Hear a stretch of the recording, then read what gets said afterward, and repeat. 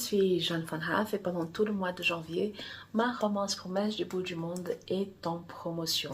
C'est l'histoire d'Abby, une étudiante étrangère austro-africaine qui, au moment de renouveler son titre de séjour, apprend qu'à la fin de ses études, elle va devoir rentrer dans son pays natal.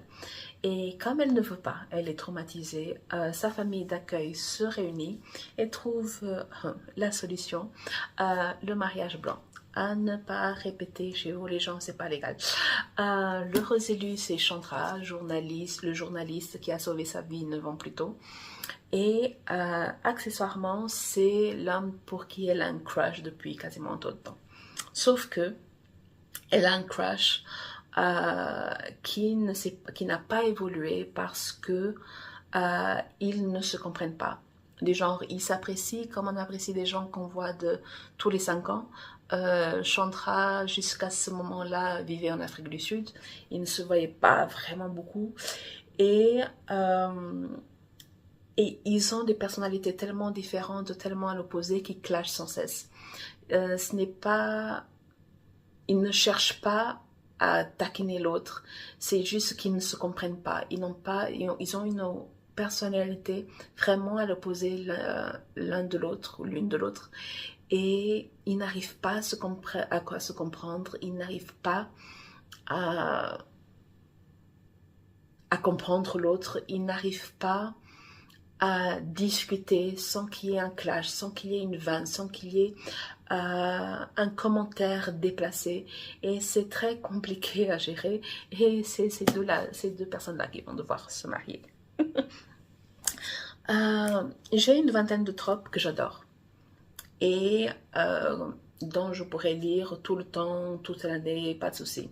Mais quand il s'agit d'un top 5, ça fluctue régulièrement. Donc je ne donne jamais les mêmes 5 tropes parce que ça dépend de la saison, ça dépend des envies, ça dépend de mes dernières lectures.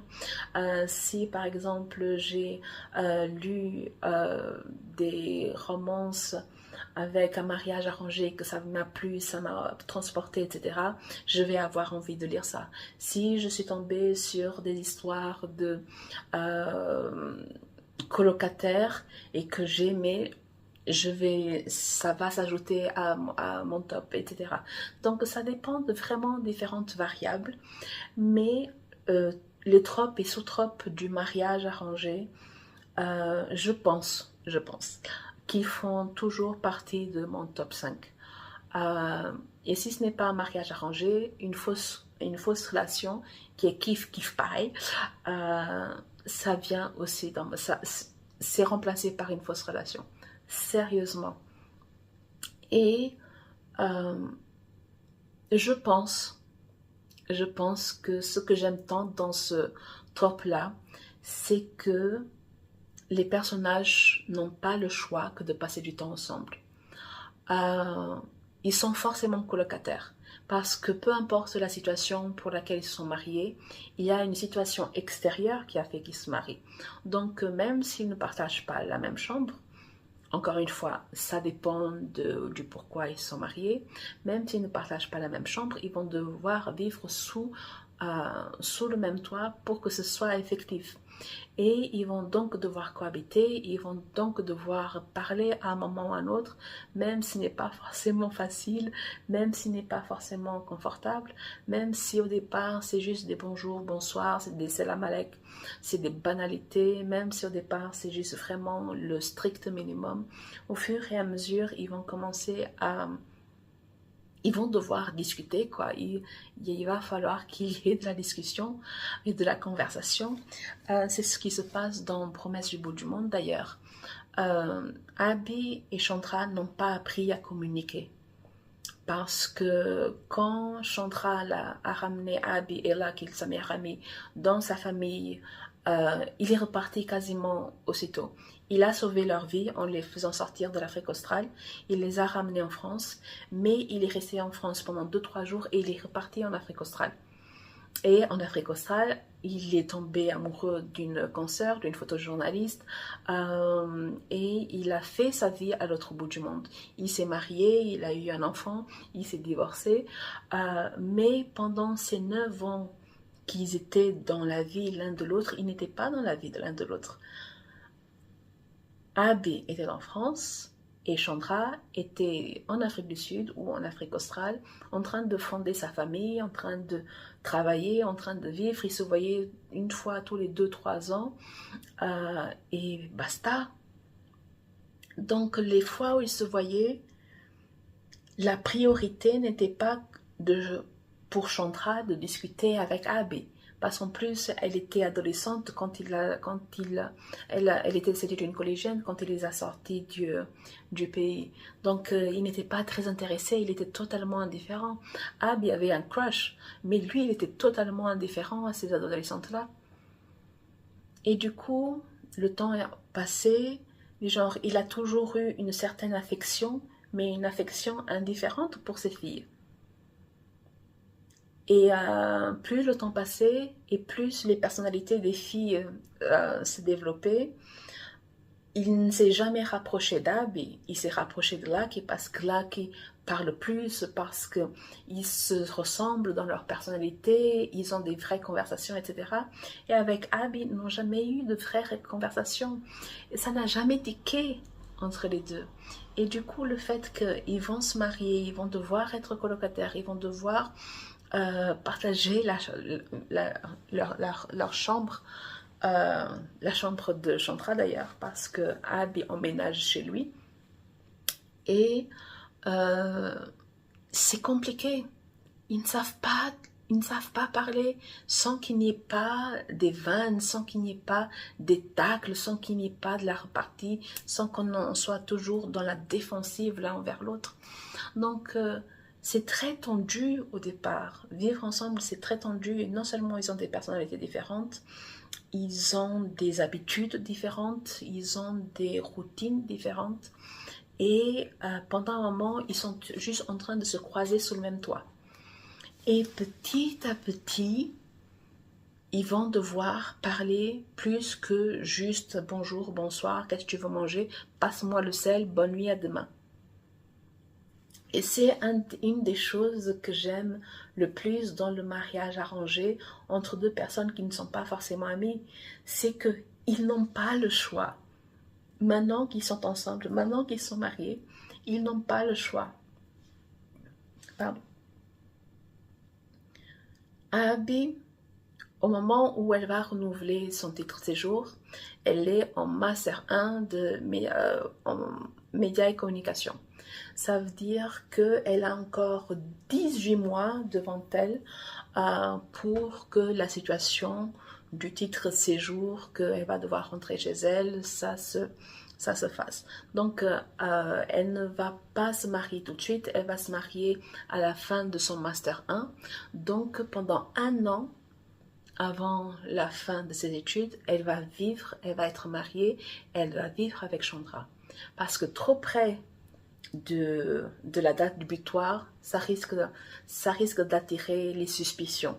Donc, il faut ne pas être dans l'urgence pour se marier, mais il ne faut pas que le mariage soit trop visiblement arrangé pour la situation d'Abby. Donc c'est une situation à contrôler parce qu'il y a les autorités, parce qu'il y a des entretiens des genres pourquoi votre mariage peut être suspicieux, etc. Donc il y a tout ça à régler avant la date butoir de la fin des études d'Abby. C'est pour ça que c'est une romance slow burn, ça se déroule sur quasiment 18 mois, parce qu'il faut du temps. C'est une question de vraiment gérer, c'est une stratégie. C'est vraiment une stratégie.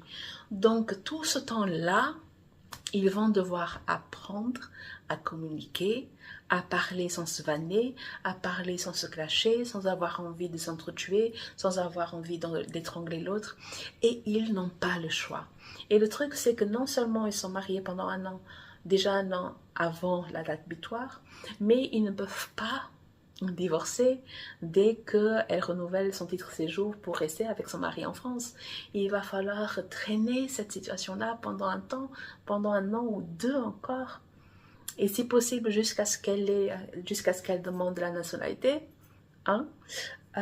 Donc c'est vraiment quelque chose qui va être travaillé sur le long terme, extrêmement long terme, surtout que Chandra a une vie sexuelle et c'est compliqué d'être abstinent. Les gens. Anyways, donc c'est vraiment une des choses que j'aime le plus dans le mariage arrangé, c'est que les personnages n'ont pas le choix dans la cohabitation, ils n'ont pas le choix que de communiquer parce que par exemple un an à ne pas se parler ou à juste échanger des salam alek, personne ne tient.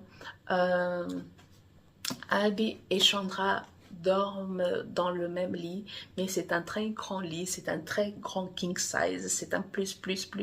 Donc ils ont 1 mètre de distance entre les deux, donc ça va, ils ne se touchent pas. Mais ce n'est pas l'endroit le plus agréable pour dormir. Imaginez que vous êtes en train de dormir à côté d'un inconnu. C'est votre crush, oui, mais c'est juste un crush, c'est pas de l'amour. C'est quelqu'un que finalement vous ne connaissez pas, vous connaissez pas les masses. Et vous êtes en train de vous rendre compte que au quotidien, c'est pas terrible, quoi. Euh, comme c'est écrit, elle rêvait de l'épouser, mais l'épouser est loin d'être un rêve. Genre, Abby avait rêvé, quand elle était collégienne, d'épouser Chandra, mais quel cauchemar! Quel cauchemar! Et le truc, un des nombreux trucs, c'est que le mariage arrangé est un de mes trop préférés à la lecture, mais pour l'écriture, je n'ai pas tant d'idées que ça pour le mariage arrangé parce que il faut des raisons et il faut des bonnes raisons. Et après une cinquantaine de films, ou presque, de films où les personnages doivent se marier pour que avant le 30e anniversaire de l'autre, pour qu'il reçoive son héritage, etc., on apprend que c'est pas forcément légal comme situation parce que c'est pas comme ça que les testaments fonctionnent. Et des fois, et le truc, c'est que je n'ai pas envie de faire des cours de droit dans mes histoires parce que en même temps, je ne suis pas une spécialiste. En même temps, ça me motive pas les masses. Mais j'aime être au plus proche de la réalité. Donc le mariage blanc, c'est quelque chose qui est au plus proche de la réalité parce que c'est une situation qui arrive tous les jours dans tous les pays du monde, dans un contexte où une personne étrangère risque de quitter son pays de résidence. Et ça arrive à tout le monde, dans toutes les classes sociales, pour 1000 raisons différentes. Et il y a le mariage blanc et il y a le mariage gris. Le mariage blanc, c'est quand les deux personnes sont au courant du pourquoi du mariage. Et le mariage gris, c'est quand la personne qui a les papiers pense que l'autre est amoureuse. Donc, cette personne-là est amoureuse de la personne qui a besoin de papiers, mais l'inverse n'est pas vrai. Donc, celui qui a les papiers pense que c'est un mariage d'amour, mais celui qui a besoin des papiers est en train de l'arnaquer. Voilà, ça c'est le mariage gris. Donc, j'aurais pu aussi raconter une histoire de mariage gris, de transformer une personne qui est en train d'arnaquer l'autre pour des papiers, transformer ce anti-héros en en une véritable histoire d'amour avec bien sûr de trahison, parce que bien sûr on va se rendre compte qu'on s'est fait arnaquer. Je pourrais écrire cette histoire, une histoire-là, mais encore une fois, il faut qu'il y ait une bonne idée derrière. Je ne peux juste pas dire j'ai envie d'écrire une histoire de mariage arrangé. Quelle est l'histoire derrière? C'est pourquoi le mariage est arrangé? Pourquoi il y a ce mariage intérêt? Quel est le contexte? Quelle est la problématique? Quel est le conflit? Et tous les conflits ne sont pas bons. Tous les conflits ne sont pas crédibles. Une des histoires que j'ai écrites il y a plus de 10 ans. Et même il y a plus de 10 ans, je voyais bien que ça ne fonctionnait pas des masses. C'est que mes personnages, des amis d'enfance, se mariaient pour sauver le restaurant du héros. Donc l'héroïne avait de l'argent et ils allaient sauver le restaurant du héros. Mais j'avais envie d'écrire ce mariage arrangé, mais ça n'avait aucun sens. Elle pouvait prêter de l'argent à n'importe quel moment, pas besoin d'avoir la bague au doigt. Ils n'étaient pas amoureux l'un de l'autre, il n'y avait pas de raison valable pour ce mariage arrangé. Le premier roman que j'ai publié, ce premier roman que normalement je fais semblant qu'il n'a jamais existé, c'était un fouillis de tropes et compagnie, et c'était un mariage arrangé, et c'était un mariage arrangé pour de la vengeance. J'étais lycéenne là, quand j'ai écrit la première version de ce roman-là. J'étais lycéenne et j'étais très, voilà, naïve, on va dire ça, naïve, et je n'ai pas d'autre excuse. Et donc, le mariage arrangé, c'était... mon héroïne avait une identité secrète et voulait se venger de son père. Et son père avait un groupe industriel et elle s'est mariée avec l'héritier du groupe industriel rival sans que l'héritier soit au courant qu'elle était la fille, parce qu'elle, ça fait 10 ans, 20 ans qu'elle avait disparu, elle ne portait pas le nom de son père, donc ils se sont mariés pour une raison X ou Y, et au fait, la raison pour l'héroïne a toujours été de se venger de son père. Je pense que l'histoire pourrait être bien, juste nettoyée, voilà, mais encore une fois, ces deux personnages ne s'aimaient pas, donc il n'y avait aucune raison pour ce mariage. Au fait, il y avait une raison pour le mariage de la part de l'héroïne, la vengeance, mais pourquoi deux personnes qui ne s'aiment pas vont se marier sans que l'autre soit au courant de cette vengeance-là? Si l'autre n'est pas au courant de cette vengeance-là, quelle est l'excuse pour ce mariage-là? J'étais jeune, naïve, ingénue, voilà. Et j'aimais déjà trop le mariage arrangé, parce que ça, c'est mon premier roman publié, mais le tout premier roman que j'ai écrit quand j'étais au seconde, c'était le mariage arrangé entre le prince héritier d'Espagne et une princesse anglaise. Prince héritier d'Espagne parce qu'à l'époque, j'avais un grand crush pour le prince Philippe qui est devenu le roi Philippe, et pendant que j'écrivais, c'était lui que j'avais en tête. Donc le mariage arrangé a toujours été là, mais en grandissant, en mûrissant, je me suis rendu compte que toutes les histoires de mariage ne sont pas bonnes à raconter, au fait. Parce qu'il faut que ce soit crédible, parce qu'il faut qu'il y ait quelque chose d'autre. Il faut une raison valable pour ce mariage arrangé. Et pour cette raison, au-delà de ce premier roman que j'ai écrit et qui a disparu dans les limbes de la vie, au-delà de ce premier roman dont je ne parle pas comme si c'était Voldemort, j'ai donc juste écrit et publié 2 romans avec le trope du mariage arrangé. Et le deuxième, c'est Les Noces de Jade. Dans Les Noces de Jade, mon héros, Jules, agent d'artiste parisien, riche, aisé, etc. Il s'inscrit à une agence matrimoniale franco-portugaise et il décide donc de partir à Lisbonne pour interviewer des candidates. Et quand il arrive à Lisbonne, il est déçu par les candidates, il est déçu par les conversations qu'il a pu avoir, jusqu'au moment où il croise la route de Martha. Et Martha elle est en retard. Et quand elle apparaît face à lui, il ne comprend pas comment il a pu sélectionner son dossier, parce qu'elle n'est rien de ce qu'il recherche. Il est quelqu'un de moderne, il est agent d'artiste, il va à des concerts, il fait partie des artistes, du genre de la façon de s'habiller, de se tenir. Il vit dans une maison atypique à Paris, etc.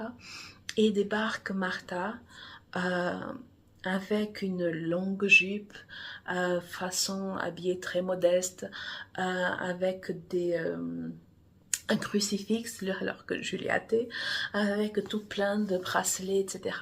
Donc quand elle apparaît, on sait tout de suite qu'ils ne sont pas compatibles. On sait tout de suite que en même temps que Jules est super moderne, super urbain, en plus il est athée, etc., Jade est catholique et pratiquante. On apprend en cours de route qu'elle est d'origine gitane.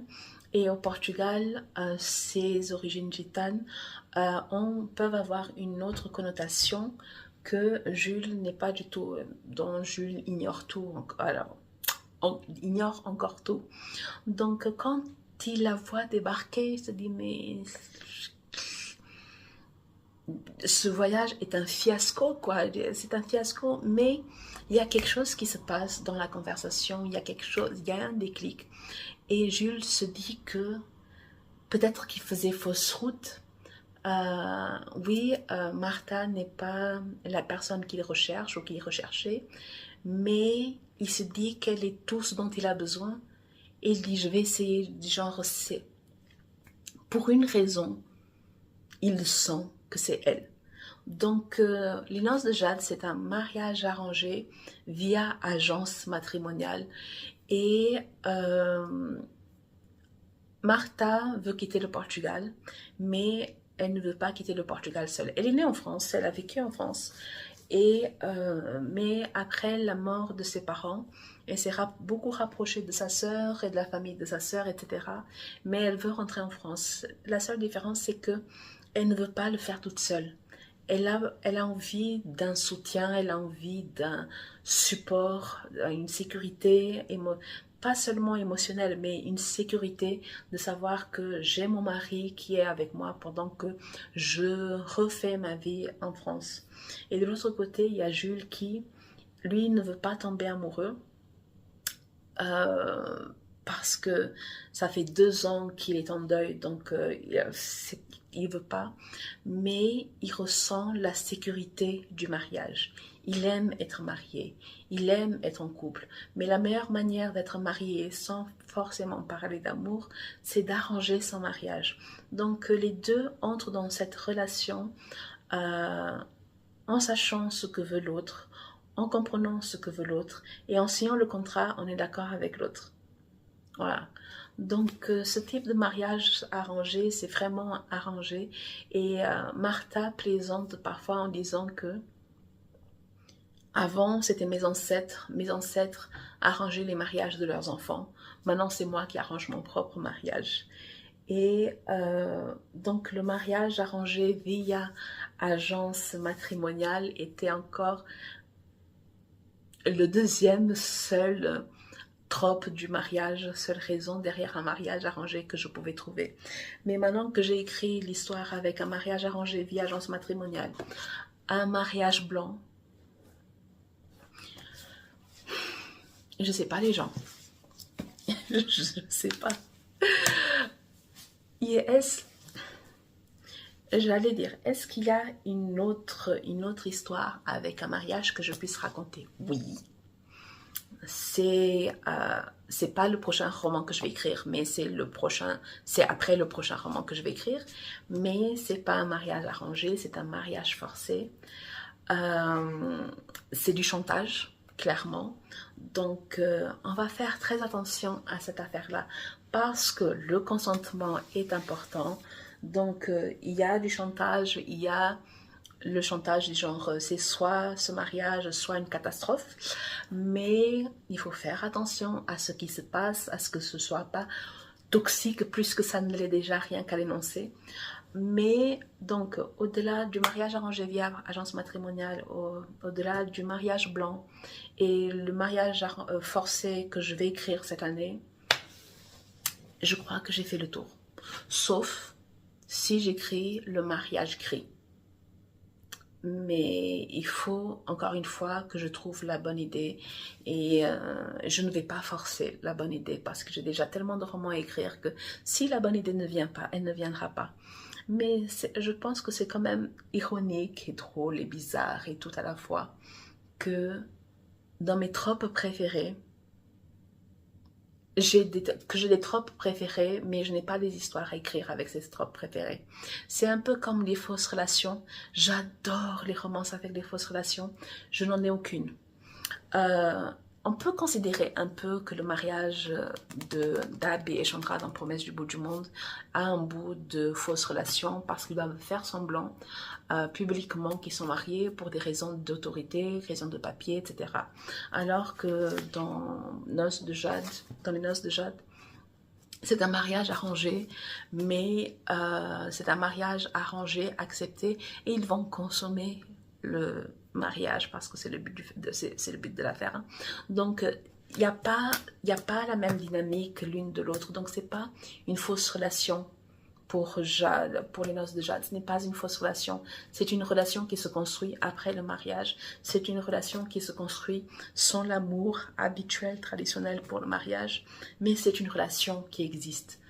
Alors que dans Promesse du bout du monde et dans le prochain roman que je vais écrire autour du mariage, c'est même pas une fausse relation, quoi, parce qu'ils vont même... On va pas essayer de faire... On va pas essayer de faire semblant. Peut-être qu'au moment de l'écrire, je vais changer d'avis, mais on va pas essayer de faire semblant que il y a un contrat signé, donc on va essayer d'obéir, de suivre les clauses du contrat et rien d'autre. Donc on va essayer de ne pas faire d'efforts, mais c'est de la romance, n'est-ce pas? Donc voilà, il y a des histoires, des tropes que je veux explorer, que je veux exploiter, mais il n'y a pas l'idée. Il n'y a pas l'idée, il n'y a pas la raison derrière, et c'est pas juste il n'y a pas la raison derrière, il n'y a pas de raison crédible derrière. Et c'est très important pour moi parce que si même moi je n'y crois pas, c'est fichu. Donc le mariage arrangé est un de mes tropes préférés, mais j'ai 2 romans, plus un roman, paix à son âme là-bas. J'ai juste 2 romans à proposer autour de ça. Promesse du bout du monde, qui est un mariage blanc. Mariage blanc entre 2 personnes qui s'apprécient de temps en temps, mais ne se supportent pas plus souvent encore. Et mariage arrangé via agence matrimoniale. Entre Lisbonne et Paris avec les noces de Jade. Donc, et les noces de Jade a été finaliste du prix du livre romantique de 2018. Donc, il y a du romantique là-dedans. Je suis romantique, hein, les gens ne comprennent pas, mais je suis romantique. Même moi, parfois, je ne crois pas, mais bon. Donc, Promesse du bout du monde, en promotion tout le mois de janvier. Et oui, les noces de Jade aux éditions Bookmark pour le papier et aux éditions Charleston pour le numérique. Je suis Joanne Van Haff